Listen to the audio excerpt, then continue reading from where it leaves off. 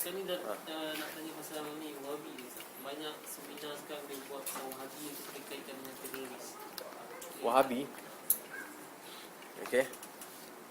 Wahabi dengan Syiah. Ya. Sama Wahabi dengan Syiah. Soalannya tentang Wahabi. Kita perhatikan sebenarnya adalah beberapa pihak yang ingin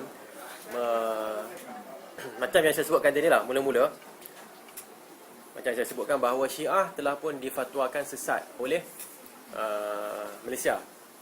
Tetapi kumpulan yang diberi gelaran Wahabi setakat ni belum ada lagi fatwa yang mengatakan sesat. Contohnya kalau sama sekarang ni kita guna, saya buat macam ni macam klik lah kan, maksudnya klik. Dulu tulis lah kan, sekarang klik. Okey, tulis surat nak tanya kan, sekarang tak ada dah. Kita klik tengok portal Jakim. Kalau kita tekanlah Wahabi Jakim ataupun Jakim Wahabi, mana-mana lah. Jadi kita akan dapat ada satu artikel berkenaan dengan Wahabi, bahawa Wahabi tidak sesat. Tidak sesat. Okey. Jadi walaupun tak kira siapa tulis, tapi bila Jakim dah letakkan tu, artinya itulah dia pandangan Jakim, betul tak?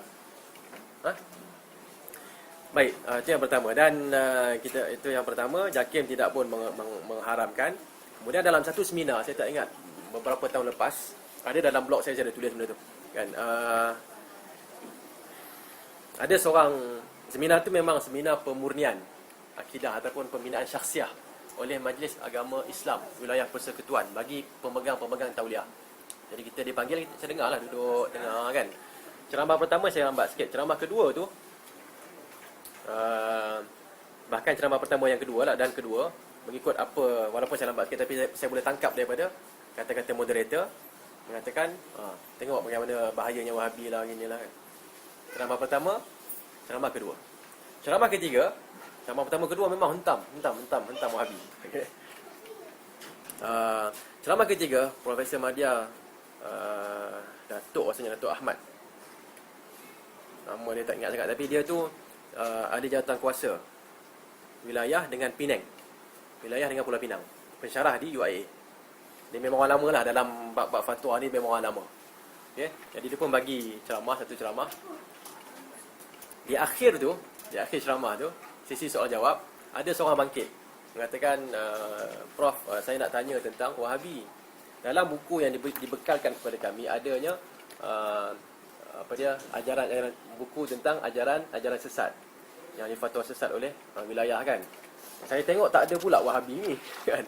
Tanya gitu, tak ada Wahabi.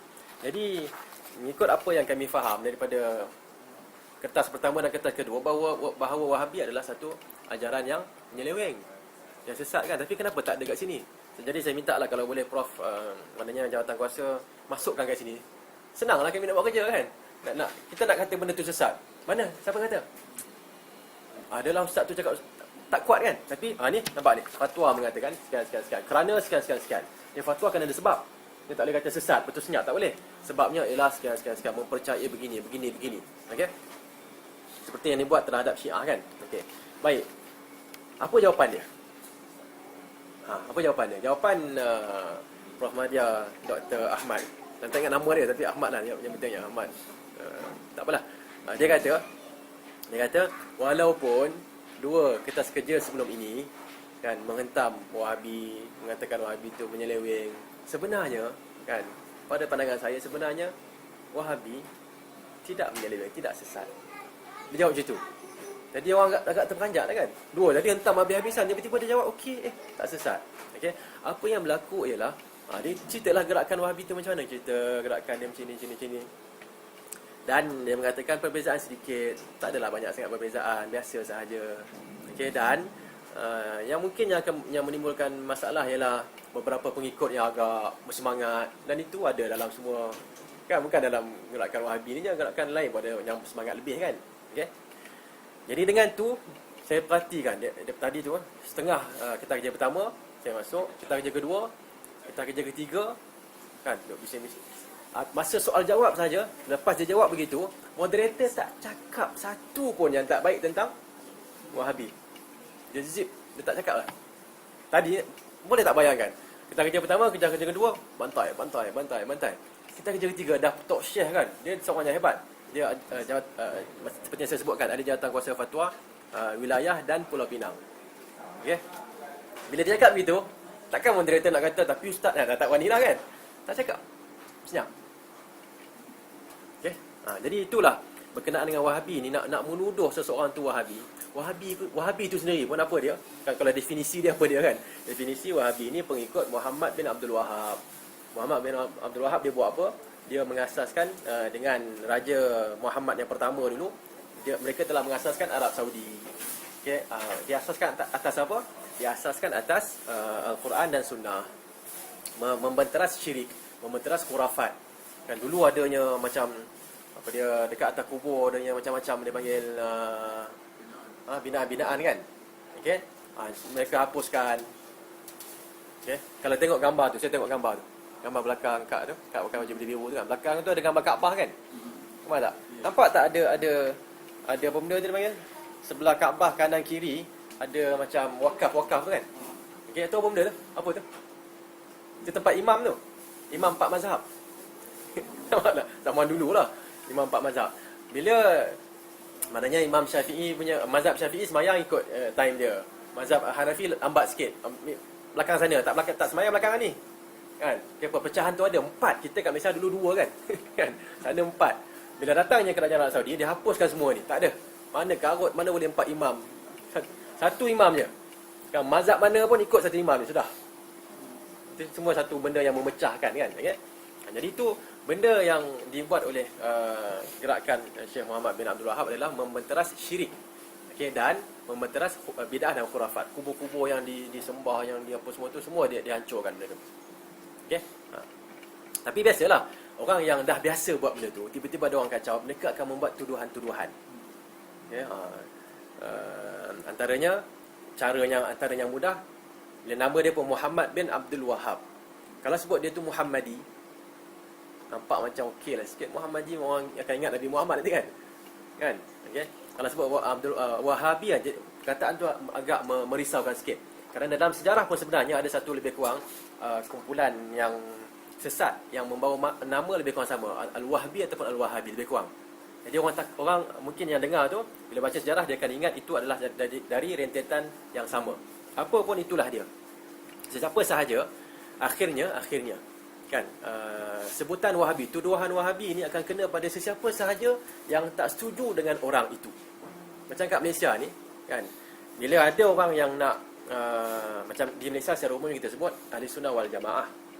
Okey, tapi dari sudut akidah memang berpegang kepada akidah Asy'ariyah. Sifat 20 kan. Okey, jadi bila datangnya gerakan Salafi, kan, gerakan Salafi yang mengatakan sifat Allah bukan 20, sifat Allah berapa? Nama Allah berapa? 99. Bila 99 nama, ertinya paling kurang 99 sifat. Kenapa pula nak dikhususkan jadi 20? Mana datang benda ni? Jadi bila dipertikaikan, orang yang kena yang dipertikaikan nak jawab tak berapa boleh. Kan? Kenapa saya sebut tak boleh jawab? Kerana 20 itu datangnya daripada falsafah Greek yang diterjemahkan dan diislamisasikan menjadi ilmu kalam. Okay, sebab tu dia sebut wajib. Ada berapa sifat yang wajib? 7 kan? Wajib ni siapa yang wajibkan? Apa dalil mengatakan 7 ni wajib? Apa dalil?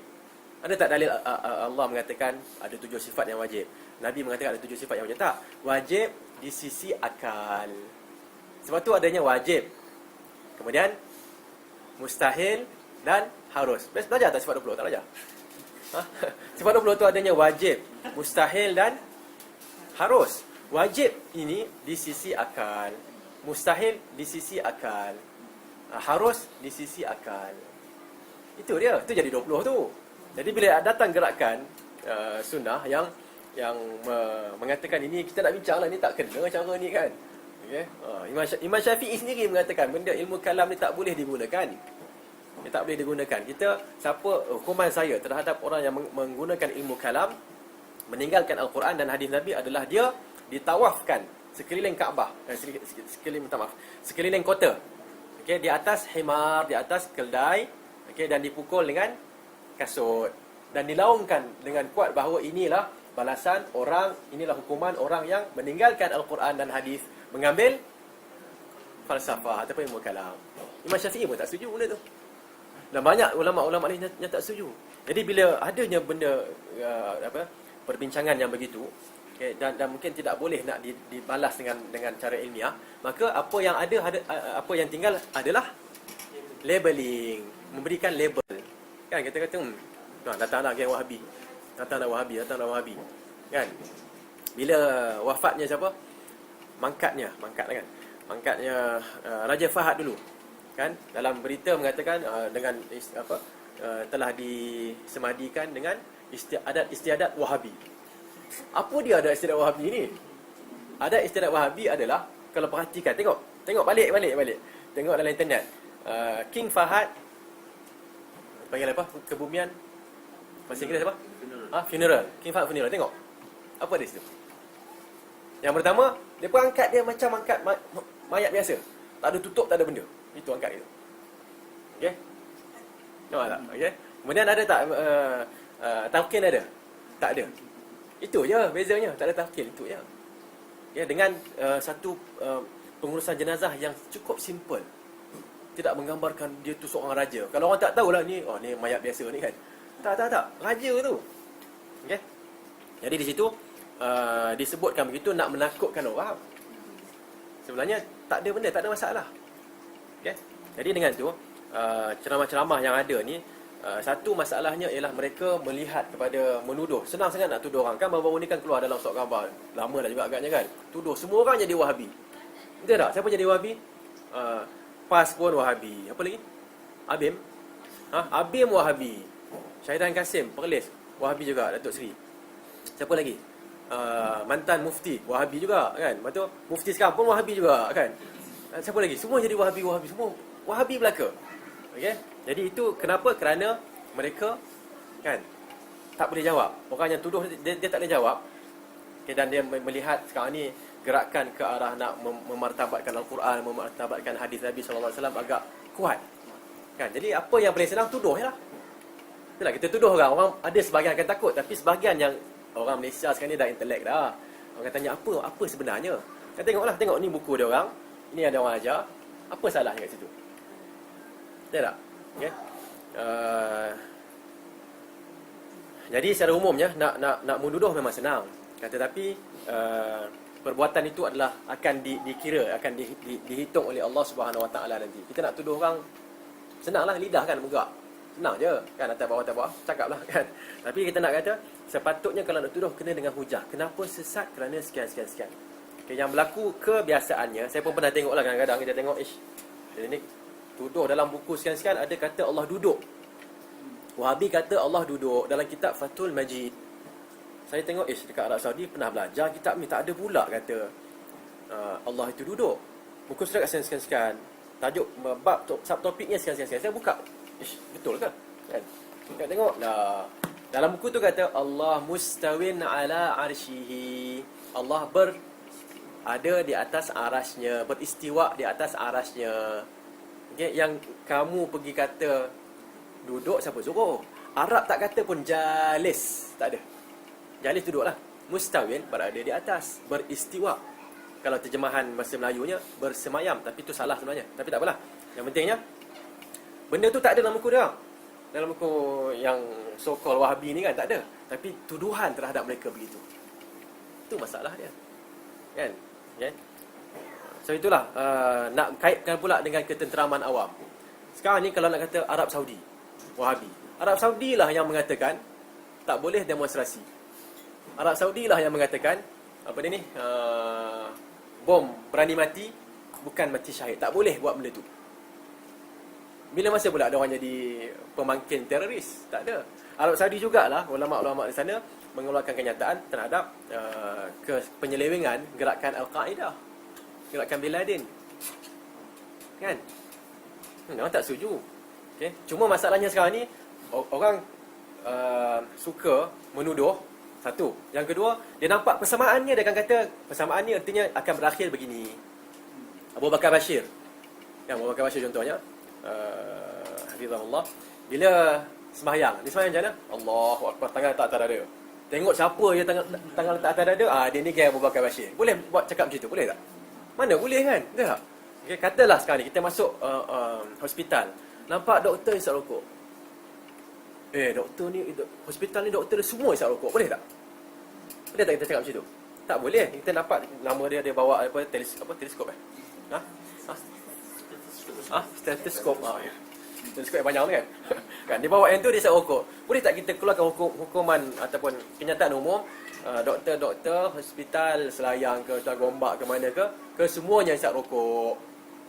Boleh tak? Tak boleh. Dia seorang dua tu je yang buat kacaunya. Kan? Itu yang pertama. Boleh tak lepas itu kita mengatakan profession doktor tidak baik kerana ada 2-3 orang ni yang tak baik. Boleh tak? Yang isap rokok boleh tak? Masuk akal tak itu? Tak masuk akal. Persamaan. Kenapa tak masuk akal? Kerana doktor, okey, benda yang baik tak ada masalah. Tetapi ada 2-3 yang tak ikut cara tu. Kan? Kalau dia doktor, patutnya dia tak boleh isap rokok lah kan? Pasal dia mengatakan rokok mendatangkan kanser apa semua, betul tak? Tiba-tiba dia isap rokok. Dia lah yang salahnya. Okay, dia salah dalam isap rokok ke salah dalam kedoktoran? Mana satu? Dia salah dalam isap rokok tu. Jadi sama juga, orang yang sembahyang, dia ikut cara Nabi. Kan ada hadis Nabi kata dekat dada. Semua kan? Okey. Kemudian dah ikut semua tu, tiba-tiba adalah satu kumpulan yang semangatnya lebih dalam satu masalah jihad, menyebabkan mereka membunuh orang kafir yang datang ke negara mereka, kan, mengebomkan diri dan sebagainya. Sedangkan para ulama mengatakan tak boleh, itu haram, bom berani mati haram. Okey. Rakyat-rakyat orang-orang kafir yang berada dalam Arab Saudi, kita kena jaga dia, kita telah berikan keamanan pada dia, tak boleh bunuh dia. Tiba-tiba ada juga orang bunuh. Kita nak kata apa? Wahabi teroris. Boleh tak? Tak boleh kan? Salah kan? Persamaan yang ada tak boleh menyebabkan kita berlaku tidak adil. Itu antara yang berlaku di bumi Malaysia ni lah, adalah seorang dua kepala ni yang cukup anti dengan gerakan Wahabi ataupun gerakan sunnah ni yang dilabelkan sebagai Wahabi, dan dia akan cakap siapa sahaja yang lawan dia Wahabi. Terakhir ni Sudes kan? Sudes pun Wahabi juga. Sudes datang untuk apa? Untuk menyebarkan fahaman Wahabi. Sedangkan kita kena ingat Imam Syekh Abdul Rahman As-Sudes, dia datang sini atas jemputan JAKIM ataupun jemputan kerajaan. Antara dua itulah, JAKIM atau kerajaan. Bukannya dia datang kan? Tak ada. Dia level dia tu, level menteri kat sana. Dia nak keluar kena dapat izin raja. Okey? Dan hotel dia bukan boleh hotel yang kualiti yang macam biasa ni kan, hotel yang ataupun hotel yang murah-murah lah kan. Yang tak tinggi kualiti ni tak. Kan? Ada kawan-kawan yang pernah nak datangkan dia dulu. Okey, bila tersamban Tun Abdullah Badawi kan. Okey, bila check hotel dia mesti ribu-ribu punya hotel lah kan. Pensyarah 100-200 dah rasa hebat dah. Ni ribu-ribu semalam. 1,000-2,000, nampak tak? Kita kata 1,000 baik sewa apa kan? Sewa villa ke apa benda. Dia kata apa? Nak cerita kan, dia datang atas dasar kapasiti dipanggil, kerajaan-kerajaan panggil. Nampak tak? Tiba-tiba ada seorang pegawai JAKIM tu yang pergi tuduh dia tu Wahabi. Nampak tak? Okay, so itu sebenarnya dan pegawai JAKIM itu pun telah dipanggil oleh ketua JAKIM, ketua pengarah JAKIM, dan dipanggil oleh Menteri Agama Datuk siapa dia? Datuk Jamil Khair, Datuk Seri Jamil Khair dengan ketua pengarah JAKIM kan, telah diberi macam amaran lah. Tak patutlah buat benda tu. Okey. Tapi itulah, itu kalau orang tu dia dah tak ada hujah. Okey, dah tak ada hujah. Tak percaya, pergilah kelas pegawai tu kan. Apa yang akan ada? Cercaan. Okey, saya pernah duduk dalam satu perhimpunan pensyarah-pensyarah UKM. Bila dengar je tentang nama ustaz tu. Nama siapa? Ustaz Zamihan kan? Okey. Zamihan Matzin nama dia. Dengar je nama Ustaz Zamihan ni, pensyarah saya, kawan tu kata pensyarah fakulti lain kan, bukan fakulti Islam. Dengar je kalau ceramah Ustaz Zamihan tak nak pergi. Kenapa? Dia kata duduk kat rumah dapat pahala, pergi ceramah ustaz tu dapat dosa. Kenapa? Cerca, caci orang apa semua. Cuba bayangkan. Dia kata Allahu Akbar. Kalau kita nak tahu kumpulan Wahabi ni macam ni, tengok cara dia. Satu, dia letak tangan kat dada. Lepas tu dia buat macam Ultraman macam tu. Boleh, dan ceramah boleh buat lawak macam tu, Ultraman. Ini apa dia, solat Pak Wahab. Kita lebih kurang itulah kan ya. Jadi kata-kata yang tidak baik tak sepatutnya keluar daripada seorang ustaz. Kita nak komentar, komen tak ada masalah.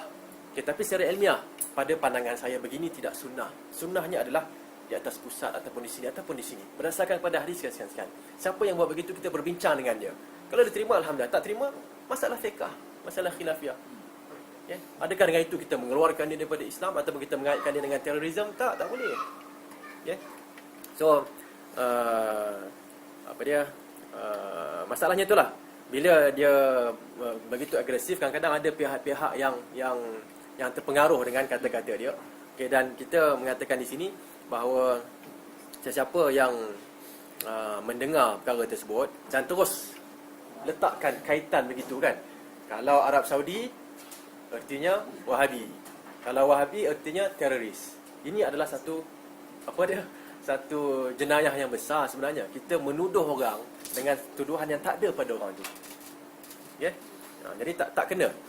Persamaan yang ada persamaan ada dalam akidah kan, dalam cara dia solat, itu dalam masalah fiqh. Dalam masalah jihad kan, kalau mengikut mainstream dalam Salafi ataupun yang dituduh sebagai Wahabi, mereka mengatakan jihad perlu bersama dengan imam, dengan pemerintah. Tidak boleh. Itulah kita sebut tadi. Bom apa dia? Pengeboman berani mati, itu bukan jihad. Okay, demonstrasi pun bukan bentuk jihad, tidak. Kan yang berlaku apa semuanya itu tak, dia pun mengatakan orang ulama Arab Saudi menentang perkara itu. Macam mana mereka boleh dikaitkan dengan jihad? Semata-mata ada orang Arab Saudi yang masuk kaedah ataupun menjadi pemimpin kaedah, tak, itu dia, kumpulan dia. Bukannya gerakan tu keseluruhannya begitu, tidak. Okay, so kita perlu keadilan. La yajrimannakum syana'anu qaumin ala alla ta'dilu. Wahai orang yang beriman, jangan kebencian kamu terhadap sesuatu kaum menyebabkan kamu tidak berlaku adil. I'dilu huwa aqrabu littaqwa. Berlaku adillah, kerana itu lebih dekat dengan ketakwaan. Okay, saya rasa itu sajalah. Wallahu alam.